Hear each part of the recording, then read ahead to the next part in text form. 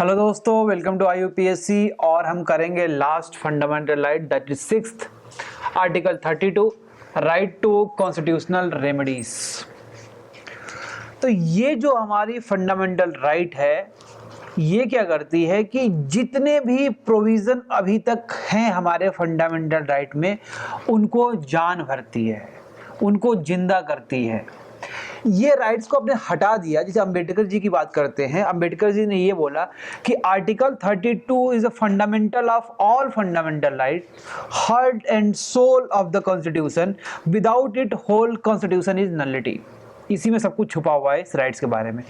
देखिए जी, आर्टिकल 32 ये कहता है कि आपका यदि कोई भी फंडामेंटल राइट वायलेट हुआ तो आप डायरेक्ट अप्रोच कर सकते हैं। कहां पे? Supreme court. डायरेक्ट अप्रोच कहां करेंगे आप? Supreme Court. और सुप्रीम कोर्ट के पास इतने मीन्स हैं, habeas corpus, mandamus, provision, certiorari, quo warranto. इसके थ्रू ये आपके फंडामेंटल राइट को फिर से रिवोक करेगा, फिर से अप्लाई करेगा आप पे, मतलब आपका फंडामेंटल राइट आपकी मिल जाएगी। तो सॉरी, सो आप यहां देख सकते हैं कि article 32 is differ from the other fundamental right due to their remedial character. इसके बिना क्या है कि ये पूरा कॉन्स्टिट्यूशन बेकार है, क्योंकि यही राइट ऐसा राइट है जो आपको सारी फंडामेंटल राइट देता है। यदि यही राइट को हटा दें तो कौन आपको राइट देगा? ओनली क्या होगा, पीस ऑफ पेपर पे कुछ राइट्स लिखे हुए हैं जो इन्फोर्सिबल ही नहीं है। कहां जाएंगे? आपकी राइट वायलेट होगी, कहां जाएंगे? सुप्रीम कोर्ट नहीं जाएंगे, हाई कोर्ट नहीं जाएंगे, कहां जाएंगे? कौन देगा आपको राइट्स? और किसके अगेंस्ट है? ये स्टेट के अगेंस्ट है। स्टेट की तरफ निगेटिव लायबिलिटी है, तो स्टेट क्यों आपको देगा? तो ये जो हमारी आर्टिकल 32 है, ये आप डायरेक्ट अप्रोच करते हैं सुप्रीम कोर्ट की तरफ जब आपका फंडामेंटल राइट वायलेट होता है। Is differ from the other fundamental due to their remedial character. If there is no remedies, there is no fundamental right. यदि कोई यहाँ पर रेमेडीज ही ना हो, कोई उसको, देखिए आपके पास बहुत बड़ी एक रेल लाइन है, बहुत सारे यहाँ पे क्या है, आपके डिब्बे हैं रेल के, लेकिन इंजन ही नहीं है। क्या चलेगी? ये नहीं चलेगी। 5 हमारे फंडामेंटल राइट है, ये हमारे डिब्बे हैं, और इनको चलाने वाला जो इंजन है दैट इज आर्टिकल 32। ये रेमेडीज है। क्यों? कहां पे? एक ही वर्ड में, direct approach to the Supreme Court. ठीक है, रेमेडीज है। ये नहीं होता तो, कोई रेमेडीज नहीं होती तो कोई मेरे पास फंडामेंटल राइट्स नहीं होते। Article 32 made all the fundamental right real, all the fundamental right real enforcement. That is why article 32 is the itself fundamental right.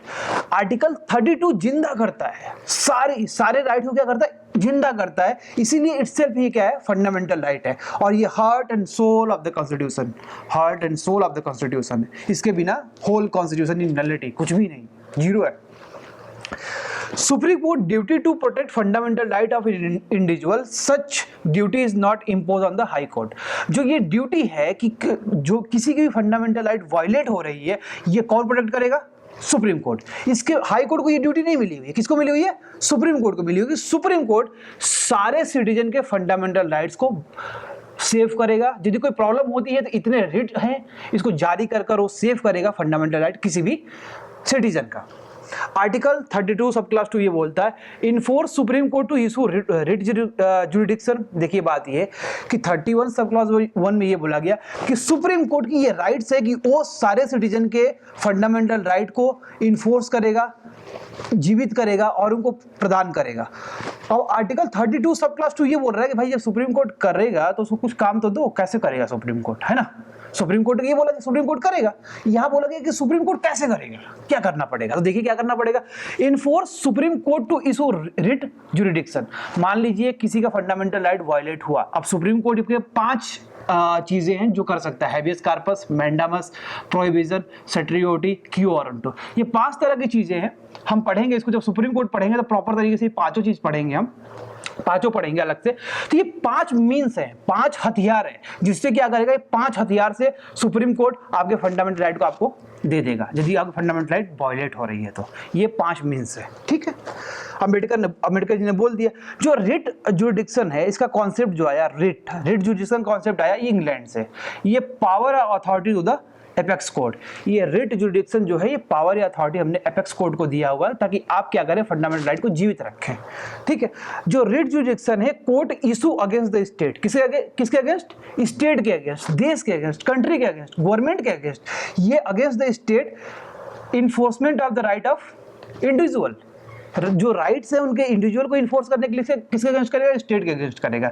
तो भाई मान लीजिए ये आपने ये आर्टिकल आपने हटा दिया, तब क्या होगा कि ना आप हाई कोर्ट जा सकते ना सुप्रीम कोर्ट जा सकते, स्टेट सुनेगी नहीं। क्यों सुनेगी? क्योंकि उससे अगेंस्ट है, उसकी तरफ निगेटिव लायबिलिटी है। अब मुझे 100 रुपये आपको देना है और मैं कहूँगा भाई, आप बोलोगे कि मैंने एक साइन करके दिया कि आप कोर्ट पेश करोगे, मैं 100 रुपये आपको दे दूंगा। आप कोर्ट ही नहीं जा रहा, कोर्ट सुन ही नहीं जा रहा, मैं क्यों दूंगा? वही हालत है भाई, मैं क्यों दूंगा भाई, मैं स्टेट हूँ, मैं तुमको राइट्स क्यों दूंगा? मेरे तो निगेटिव लायबिलिटी है, निगेटिव लायबिलिटी मैं क्यों लूंगा? कोई भी नहीं लेना चाहेगा। अच्छा, रिट जो हमारी पिटिशंस है ये है हमारा on the principle of local स्टैंडाई, okay, और एग्री पर्सन वहां पे जा सकता है on the petition of local stand के हमारे प्रिंसिपल पे ये आधारित है। ये लोकल स्टैंडाई अपना एक अलग टॉपिक है, इसको अलग तरीके से हम देखेंगे। अब देखिए जो ये हमारा नेचर ऑफ रिट है, कितने तरह का, habeas corpus, mandamus, prohibition, certiorari, quo warranto. इसमें क्या है, अगेंस्ट हुम, किसके अगेंस्ट इशू कर सकते हैं?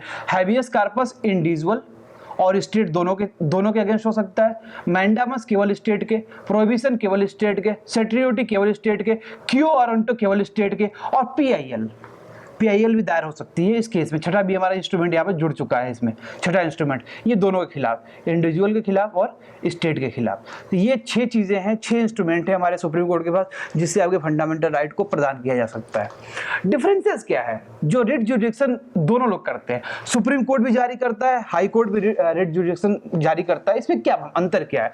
सुप्रीम कोर्ट का जो इशू होता है ये केवल इन्फोर्स करता है फंडामेंटल राइट को, लेकिन फंडामेंटल राइट तो आर्टिकल 20 से 35 तक है, इसके बाद भी तो लीगल राइट्स हैं लोगों के पास, उसको कौन जिंदा करेगा?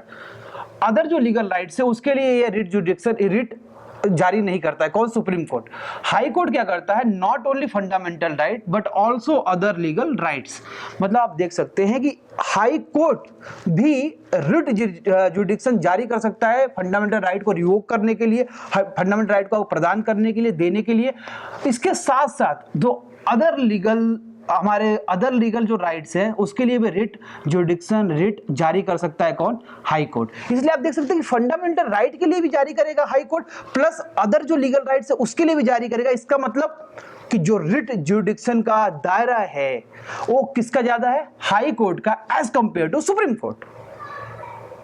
ठीक है, लेकिन जो रिट जुडिक्शन सुप्रीम कोर्ट जारी करेगा ये ऑल ओवर द कंट्री करेगा, लेकिन हाई कोर्ट क्या करेगा? केवल अपने कंसर्न स्टेट में करेगा, अपने स्टेट में करेगा, उसके आगे तो करेगा नहीं। तो ये हमारी बात रही क्या? फंडामेंटल राइट की। ये हमारी थी लास्ट फंडामेंटल राइट, और हम फंडामेंटल राइट यहाँ खत्म करते हैं। अब शुरू करेंगे हम directive principle of state policy. So thanks for watching दोस्तों, हैव ए नाइस डे।